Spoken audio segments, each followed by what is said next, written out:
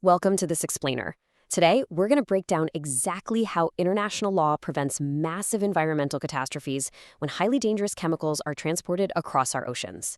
You see, the global economy absolutely relies on the movement of staggering amounts of liquid cargo. But safely transporting these materials, that requires a monumental, highly coordinated global effort. So we're going to look at the specific rules that make it all possible. Let's just think about this for a second. What actually happens when a vessel is loaded up with thousands of tons of volatile petrochemicals and sent out into the unpredictable, often brutal environment of the open sea? We always hear about oil spills, right? But the transport of specialized liquid chemicals presents a totally unique and honestly sometimes much more dangerous set of challenges. Here's our roadmap for today. First, we'll look at the chemical pollution threat. Second, the international regulatory regime. Third, grading hazards from categories X to Z. Fourth, building safer chemical tankers. And fifth, strict operational discharge rules. Let's jump right into Section 1, the chemical pollution threat. Now, the official term used in the industry is noxious liquid substances, or NLS. Basically, this is defined as any bulk liquid that doesn't meet the standard MARPOL definition for oil. Obviously, we're talking about dangerous industrial materials, things like petrochemicals, highly volatile solvents, lube oil additives, and waxes. But here's what's really interesting. Noxious liquid substances aren't just synthetic chemicals. They actually include everyday organic bulk liquids like vegetable oils and animal fats.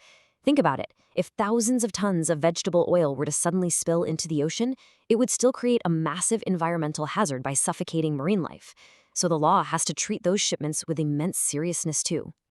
Moving on to Section 2, the international regulatory regime. You can't just fill a ship with a noxious liquid substance and sail off into the sunset. A vessel has to comply with a very strict, three-tiered international regime. The first pillar is SOLAS, which stands for Safety of Life at Sea.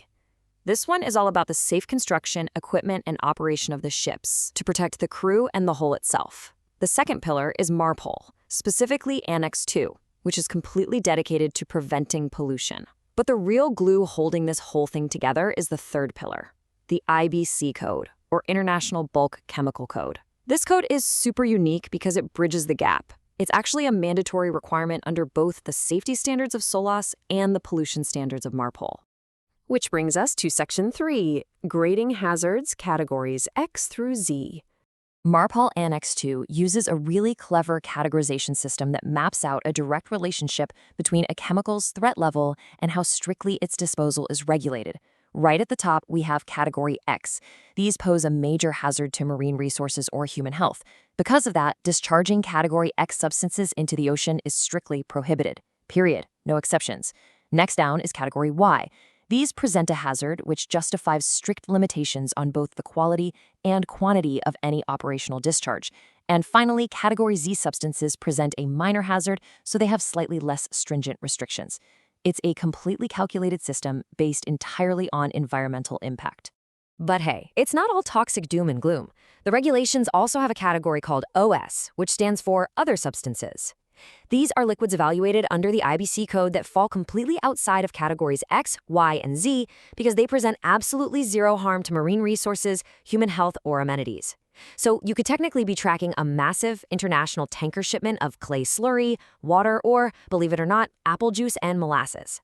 And for those harmless cargoes, the strict discharge requirements of Annex II just don't apply.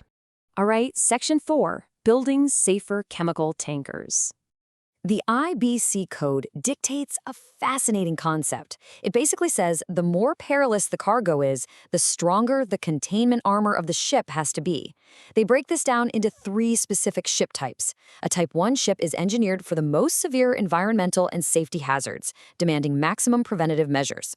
Get this, if a Type 1 ship is over 150 meters long, it must be able to sustain massive structural damage literally anywhere along its hull without spilling a single drop of its dangerous cargo.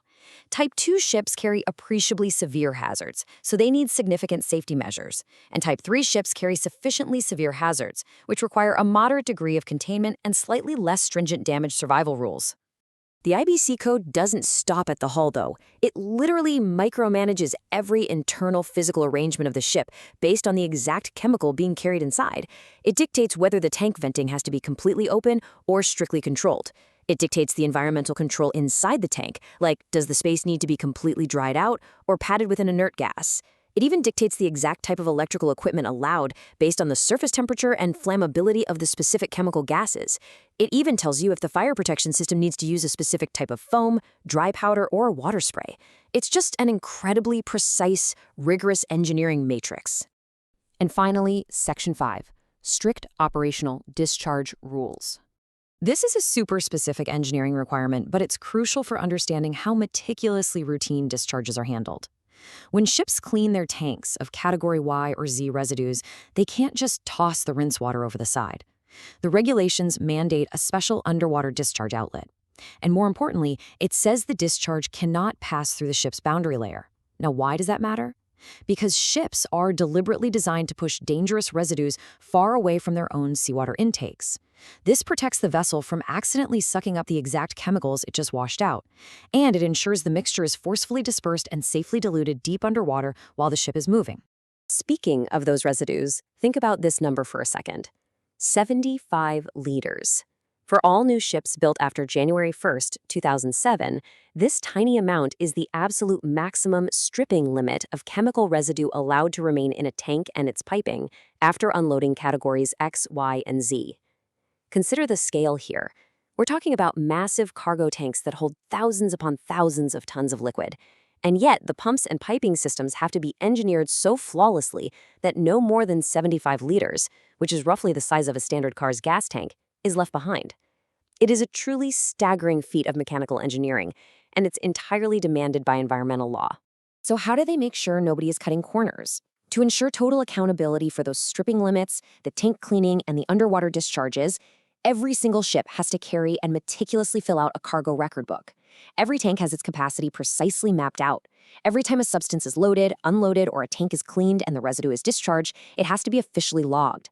This paper trail is exactly what port state inspectors check to prove that all these abstract international laws we've been talking about actually translate into real-world, verifiable compliance. So, where do we go from here?